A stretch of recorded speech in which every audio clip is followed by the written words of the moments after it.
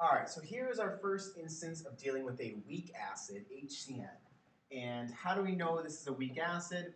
Really two ways. One, it's not one of the 7 strong acids that we have memorized. The other way we can know is they actually give us a Ka value, and it is very small. So if they ever gave you a Ka value for a strong acid, it would be huge. That's how you know it goes to completion. Any Ka value that is not a large number is a weak acid. So I'm going to write down the reaction of this weak acid. Typically, we're going to put it with water. So HCN in water is going to make H3O plus and CN minus. And this H3O plus, that's the active ingredient. It's pretty much the same as the H plus I deal with usually. I'm going to make an ice chart of this. So ICE. The initial concentration of HCN is 0.8. And my initial concentrations of H3O and CN are both 0. And I don't know how much they're going to change. That's the problem here. So I'm going to write the HCN is going to drop by X. The H3O and the CN minus are both going to go up by X because it's a 1-to-1 ratio. So across the board, they're all going to have the same coefficient. So that means H3O's final concentration is X, CN's is X, and this is going to be 0.8 minus X. So when I write the equilibrium constant for this reaction, K equals the products, H3O plus, concentration of that, times the concentration of CN minus, over the concentration of HCN.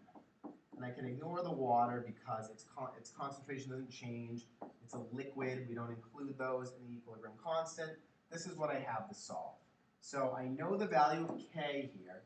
So now I have to go and solve this for X. So if I substitute, I'll get 6.2 times 10 to the negative 10 equals, I'm going to plug in X and X for these two concentrations up top, which is essentially going to give me X squared, over the concentration of HCN, which is 0.8 minus X.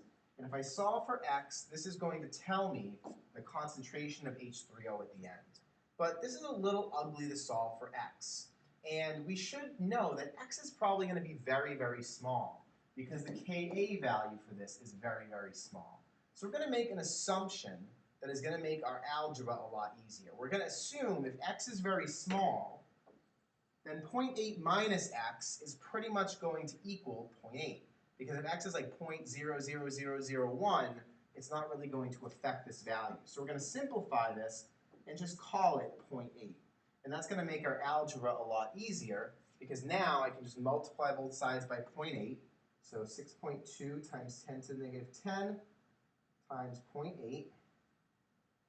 I'm going to get 4.96 times 10 to the negative 10, and that equals X squared. And I can find X now by taking the square root of each side. So the square root of that, I get 2.23 times 10 to the negative 5. And that is my concentration, my final concentration of H3O, which is where I get my pH from. My pH is considered my negative log of that. So the negative log of 2.23 times 10 to the negative 5, and that's going to give me my pH. So 2.23 times 10 to the negative 5. My pH comes out to 4.65. And once again, I just do a quick spot check. I know this is an acid. 4.65 is an acidic pH, so that seems reasonable. It's not too low. It's a weak acid. It probably wouldn't get too low with this concentration. But that's it. So a weak acid, definitely more complicated than a strong acid. Need to use an ice chart, need to use an equilibrium equation. But ultimately, same way. We're going to find the H plus concentration and then plug it into the pH formula to get the final answer. So until next time, I am Derek Genova. Have a delightful day. Delightful day.